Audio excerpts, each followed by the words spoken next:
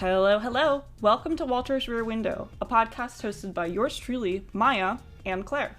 Our podcast is based in Portland, Oregon, and we'll be covering everything from movies and films, trendy local food spots, to whatever else pops into our mind. What's up, turkeys? Welcome back to another episode of Walter's Rear Window. We are now in season 3. We had a great season 2, and now I'm all refreshed and ready to have a great season 3. But yeah, I mean, we're just kind of, this, as usual, our first episode of the season is going to be kind of a welcome back, warm up, little recap on what we've been up to, and a little taste of what we'll have for the rest of the season. But I'm really excited. This is kind of our holiday season, isn't it? Yeah, it is. It is December 1st. As the release of this episode, it's starting to get like really cold in Portland. I know. It has gotten chilly. And it's funny because it always kind of takes like a sharp left turn. Like I'm always like, it's too warm, it's too warm, it's too warm. And then all of a sudden the temperature just drops. And I'm like, oh, it's time. So I'm excited. I think our holiday season will be a lot of fun. Like we did a little taste of that in season 1, I think. So, I mean, actually, it's almost been a full year since we've been doing this. It's so exciting. So we're going to do a bunch of different holiday themed things around Portland, a couple homemade things, and then yeah, just a bunch of different activities that we're excited about and have been on our list for a little while. Yeah. This season is gonna center around the holidays, so we're gonna be talking about some of our favorite Christmas drinks, our favorite holiday movies. Maya and I are gonna be doing kind of like a quasi gift guide for the Northwest 23rd Avenue, like some places we think will be good for people that are maybe you came to Portland during the holidays and want to try and get gifts for your family or something like that. Now, something a little bit sad is recently a lot of places have closed on the 23rd Street. I know. Yeah, we are pre-recording this episode. However, we mentioned something today, and then once this release, a store has closed down, we will definitely add in like a disclaimer. So, yeah. Yeah. I really like that idea. I think that'd be a lot of fun because there are just so many like small businesses that really need our support right now. Like Claire and I last season reported on brunch spots in the Northwest area of Portland. And our number one spot, Mimosa, actually is closed now. So we're really sad about that. Like so many of the spots near me have completely closed down. Like a lot of the places are currently under construction, so it's exciting on some level where it's like, oh, we're going to get all new things. But then on another level, it's really sad because, I don't know, like we had good experiences there. Like I was so sad reading that letter. Yeah. So they closed because the rent is too high. Well, it's just ridiculous. I mean, it must be impossible to have a restaurant there. Yeah, a lot of our favorite shops on the 23rd Street are closing, which it's really sad, but understandable. The rent is just like way too high. It's just getting crazy. And I've heard like a lot of places are kind of moving more towards Beaverton now, and like out of the city, which makes a lot of sense, but is also like really sad because, I mean, what's the point of having a city if there's like no shops or anything nearby? Yeah, so rent around the 23rd Street a month is gonna cost you about $5,000 to $10,000, and if you have like a big space, that could be like $20,000. Right, and then on top of that, like food and labor costs, right? So like it's just like it's got to be so hard to keep up with. Yeah, so believe it or not, Blue Star Donuts were going to open up a branch here. That's right. They just like completely stopped because it kept getting vandalized. And then I actually saw, like Mama Bird was vandalized recently. Oh, this is like such a sad beginning to our Christmas season. Let's talk about something happier. Let's talk about something happier. I think like, yeah, let's see. So, what are it's as of the recording, we're pre-recording this, but what are your holiday plans this year, Claire? Do you have any? Not really. I mean, I would say so far this year has been a little bit depressing in terms of like... Yeah, I'd agree with that. I think that's fair. Yes, I think that's fair. Yeah, but I hope next year is better. And holiday plans are always weird for me because my birthday is on January 5th. And this is, I don't know if any other January babies feel this way, but I feel like our birthdays are always looked over because our parents, typically they will combine your birthday with Christmas. So Right. it's kind of like, yeah. So it does kind of get looked over because of like the holiday and New Year's. And so, yeah, typically it's not. Well, what do you want to do for your birthday? Let's separate it out. Honestly, I don't really know. I don't know. We can go to the fondue place again. That could be like a Oh my God, yes, that'd be so much fun. That was fun. I like that place. That was Urban Fondue. Yeah, and it's next door to Bartini, so. Oh my gosh, yes, we should totally try Bartini. That's been on my list for a while now. Ooh, that'd be so much fun. No, my mom is a January 15th baby and definitely falls into that same realm. And Wyatt is November 21st, which is like right next to Thanksgiving every single year. So he definitely gets the same treatment. Like, I totally get that. And like, I can't relate because my birthday is August 15th. Like, it's just smack in the middle of no holidays. Yeah. So I've always had like the day off on my birthday because it was like summertime and like all of that. But yeah, no, let's not roll it into two. Let's go celebrate your birthday. Yeah. Yeah, to all the other January babies out there, or like November, December, January, all the babies born during that time. I feel you. We feel you. I feel you. We see you. We feel you. Year after year. I know there's some people, yeah, actually my parents did this to me. They just combine one present. Or like, come, you get your presents on Christmas or something like that. Like you would go, You already got your we'll gift. go out to eat or something like that in January, but like there's like no parties or anything. What was your best birthday ever? Do you remember? Oh, it was probably my 10th birthday. My mom took me and like 10 of my friends to Fun World. What's Fun World? It's like Chuck E. Cheese, but the Massachusetts version of it. I love that. That's so fun. Oh my God, I love birthdays like that. Yeah, I think, let's see. My favorite birthday was probably my Sweet 16 where I got a surprise party, but my parents like threw the surprise. So like I was at camp and I was there alone and I flew home from camp and I was like grungy from like 2 weeks of sleepaway camp and being like a gross kid. And I rolled off a plane and then they started driving me home where I thought we were going home. But then they ended up taking us somewhere else and a bunch of people were there and I was like, oh my God, it's a surprise.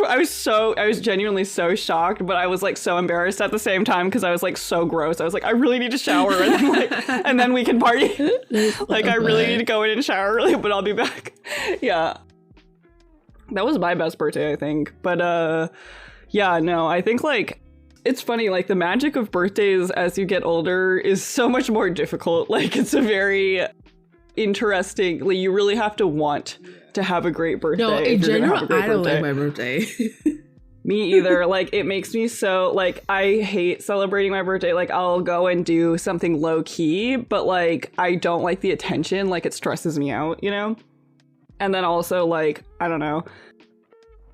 I would almost rather celebrate it like kind of how we did it with Mimosa. And I'm glad we went to Mimosa when we did and told them it was my birthday because we would not have been able to go.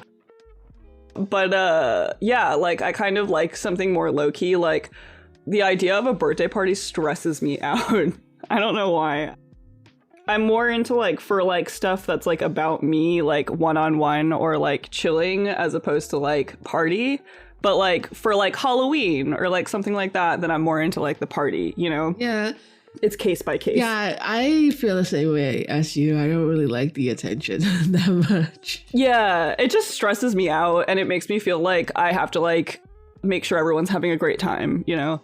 Yeah, definitely. But yeah, so my birthday's on January 5th. So that's coming up. We're rolling the Christmas season. What's your favorite like holiday memory that you've had? That's a good question. I think, let's see. Well, one time, one time my family got tickets to go see Elf the musical at the Kennedy Center. Uh-huh. And we went to go see it, and it was so bad. Like, it was probably the worst production I've ever seen of anything. And like, I love live theater, so I've seen a lot of live theater.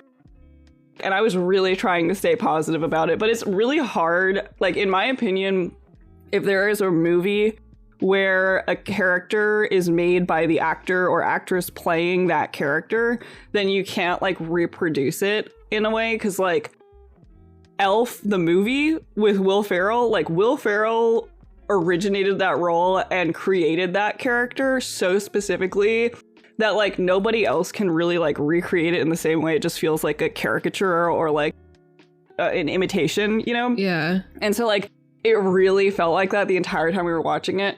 And so we hit intermission and all of us were kind of like looking at each other like, what if we just like went to Shake Shack and then went home? And so that's what we did. And it ended up being a lovely night. It ended up being really wonderful. Not forcing ourselves to sit through Act 2 of Elf the musical. What about you? When I was in high school, I used to work at Dunkin' Donuts, but this was back when I was in Massachusetts. So pretty much every Massachusetts high school kid has probably worked at Dunkin' at some point. But during Christmas, because my family don't really celebrate Christmas, we're more like New Year's type people. And so I decided to take the Christmas shift. Mm-hmm. I think I made like almost $700 in tips in one day. That's awesome. Yeah. Not too shabby. Yeah, I remember like getting that. I was like, okay, like screw the Christmas present. Like, oh my God. I'm going to get myself a Christmas present. Yeah, it was like really, it was crazy. It was like, I think I remember the one guy came in, he bought like a bunch, like a dozen, like 2 dozen donuts or something like that. And he left like a $50 tip.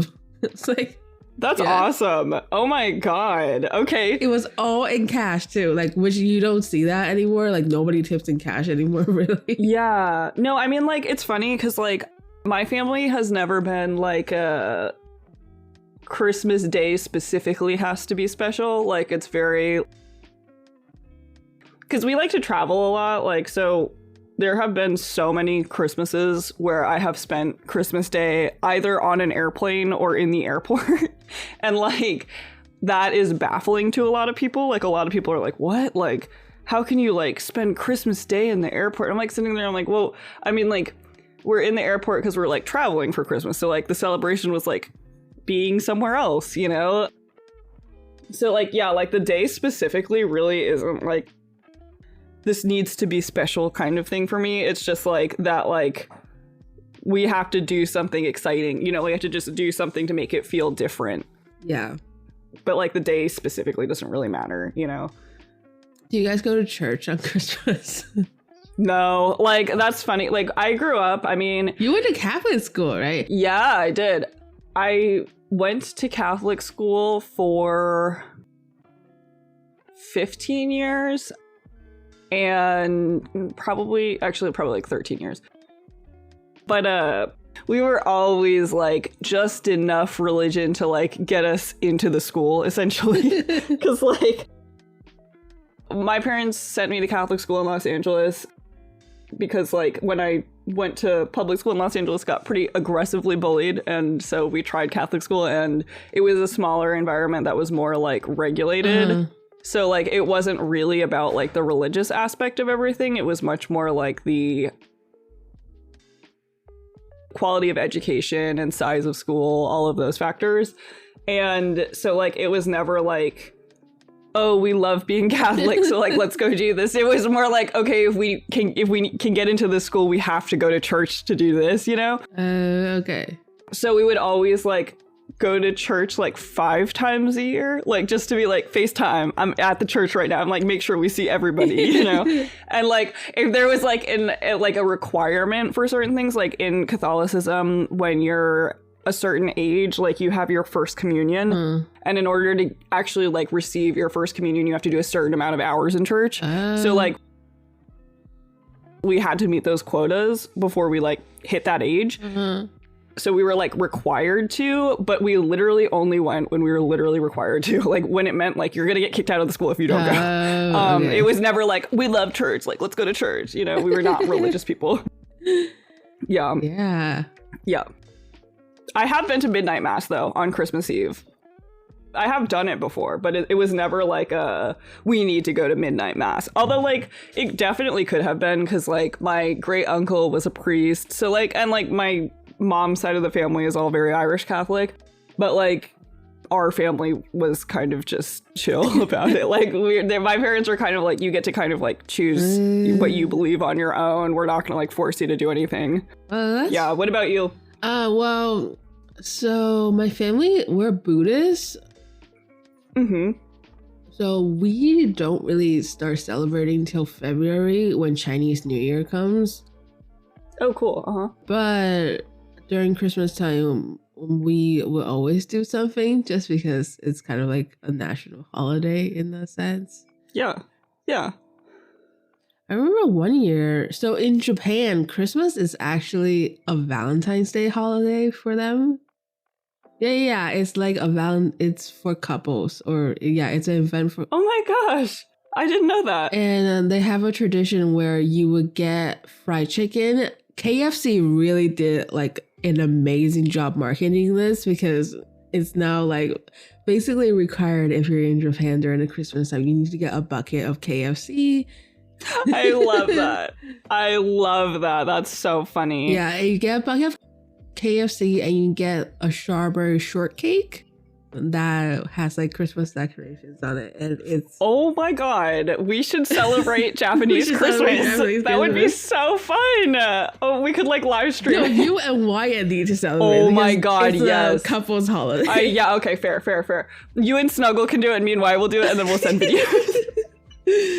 Yeah, but yeah, so in Japan it's a holiday for couples. So, and in Taiwan it's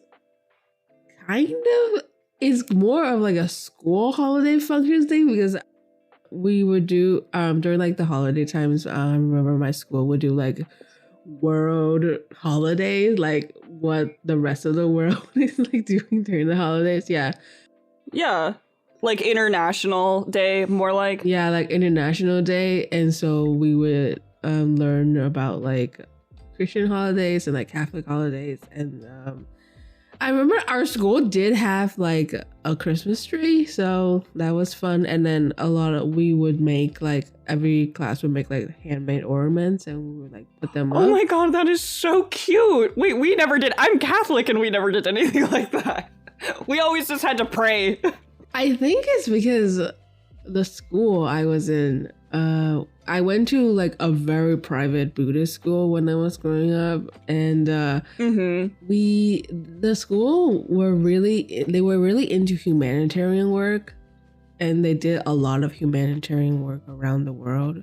And so it was important for them to teach us about like different religions and different cultures, because so cool. They do a lot of like missionary like relief work in a lot of different countries. So they taught us about that. That's awesome. Yeah, it was fun. It was really, really fun. And that's so cool. We should like do a Christmas around the world, like just like different traditions. That'd be so much fun. Yeah, because that's like I didn't know that. Like I had no idea. Like I never would have guessed that it was like almost like Valentine's Day in Japan. That's so cool. Like, and there's like specific foods. Like I love that. It's not religious at all. It's really a holiday for couples. I love it. That's like, I mean, that's more what I want. Just like hang out and eat KFC. Sounds like a great holiday to me. And I know it's kind of similar in Taiwan too, where Christmas is kind of like a holiday for couples, because for a really long time Japan had occupied us. So kind of like trickle down. But yeah, I know in Korea it's definitely like a religious event, because they are well, Koreans love Christianity. Yes, so it's gonna be an interesting holiday season. We've got ups, we've got downs, we've got highs and lows, we've got lots in store for you guys. we're going to be doing like a hot cocoa episode, and Ooh, yeah. Maya and I are going to get together and we're going to make some holiday drinks. And Oh, we are. We should film that because it's going to be hilarious. I can't cook or make drinks for the life of me, but I'm going to do it for you guys. yeah, it'll be fun. And then we are hopefully going to go see some Christmas lights this year, and we'll let you guys know about that. And So stay with us and let us know what you're doing for the holiday season. tune in next week for more fun convos, and don't forget to follow us at Walter's Brew Window on Instagram for updates.